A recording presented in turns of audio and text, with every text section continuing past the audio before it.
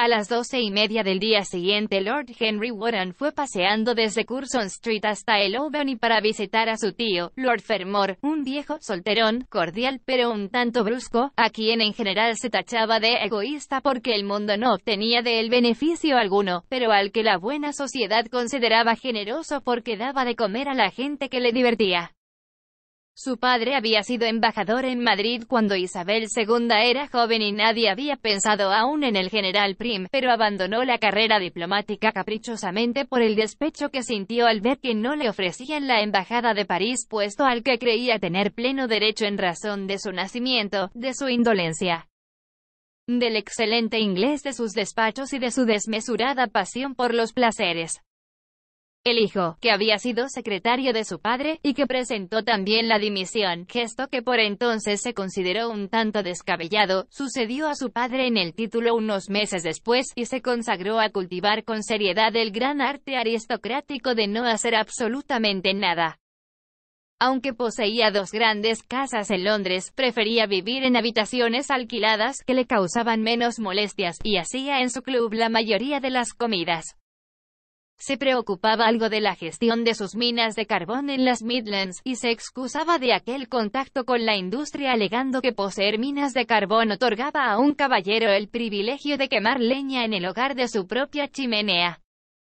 En política era conservador, excepto cuando los conservadores gobernaban, periodo en el que los insultaba sistemáticamente, acusándolos de ser una pandilla de radicales. Era un héroe para su ayuda de cámara, que lo tiranizaba, y un personaje aterrador para la mayoría de sus parientes, a quienes él, a su vez, tiranizaba. Era una persona que solo podía haber nacido en Inglaterra, y siempre afirmaba que el país iba a la ruina. Sus principios estaban anticuados, pero se podía decir mucho en favor de sus prejuicios. Cuando Lord Henry entró en la habitación de su tío, lo encontró vestido con una tosca chaqueta de casa, fumando un cigarro habano y refunfuñando mientras leía The Times. «Vaya, Harry», dijo el anciano caballero, «¿qué te ha hecho salir tan pronto de casa? Creía que los dandys no se levantaban hasta las 2 y que no aparecían en público hasta las 5.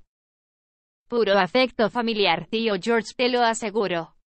«Dinero, imagino», respondió Lord Fermor torciendo el gesto. «En estos tiempos que corren los jóvenes se imaginan que el dinero lo es todo». «Sí», murmuró Lord Henry, colocándose mejor la flor que llevaba en el ojal de la chaqueta, «y cuando se hacen viejos no se lo imaginan, lo saben. Solo las personas que pagan sus facturas necesitan dinero, tío George, y yo nunca pago las mías. El crédito es el capital de un segundón, y se vive agradablemente con él.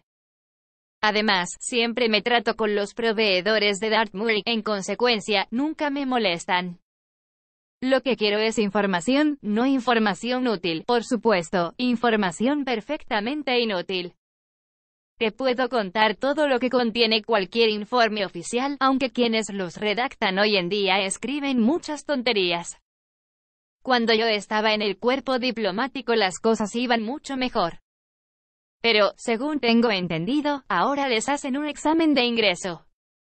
Los exámenes, señor mío, son pura mentira de principio a fin. Si una persona es un caballero, sabe más que suficiente, y si no lo es, todo lo que sepa es malo para él. El señor Dorian Gray no tiene nada que ver con el mundo de los informes oficiales, tío George, dijo Lord Henry lánguidamente. Preguntó Lord Fermor, frunciendo el espeso entrecejo cano. Eso es lo que he venido a averiguar, tío George. Debo decir, más bien, que sé quién es. Es el nieto del último Lord Kelso. Su madre era una de Verú, Lady Margaret de Verú. Quiero que me hables de su madre. Trataste prácticamente a todo el mundo en tu época, de manera que quizá la hayas conocido. En el momento actual me interesa mucho el señor Gray. Era una joven extraordinariamente hermosa, Margaret de Verú, y volvió loco a todo el mundo escapándose con un joven que no tenía un céntimo, o un don nadie, señor mío, o un suboficial de infantería o algo por el estilo. Lo recuerdo todo como si hubiera sucedido ayer. Al pobre infeliz lo mataron en un duelo en Spa pocos meses después de la boda.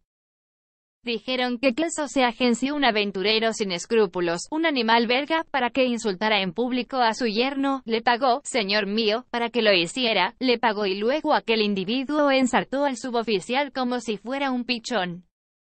Echaron tierra sobre el asunto, pero, cielo santo, Kelso comió solo en el club durante cierto tiempo después de aquello. Recogió a su hija, según me contaron, pero la chica nunca volvió a dirigirle la palabra. Margaret también se murió, en menos de un año. De manera que dejó un hijo, ¿no es eso?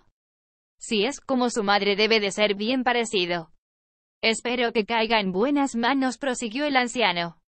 Heredará un montón de dinero si Kelso se ha portado bien con él. Le correspondieron todas las propiedades de Selby, a través de su abuelo. Su abuelo odiaba a Kelso, lo consideraba un tacaño de mucho cuidado. Fue a Madrid en una ocasión cuando yo estaba allí. Cielo santo, logró que me avergonzase de él. La reina me preguntaba quién era el noble inglés que siempre se peleaba con los cocheros por el precio de las carreras. Pasé un mes sin aparecer por la corte. Confío en que tratara a su nieto mejor que a los cocheros de alquiler. Imagino que al chico no le faltará de nada. Margaret de Verú era una de las criaturas más encantadoras que he visto nunca, Harry.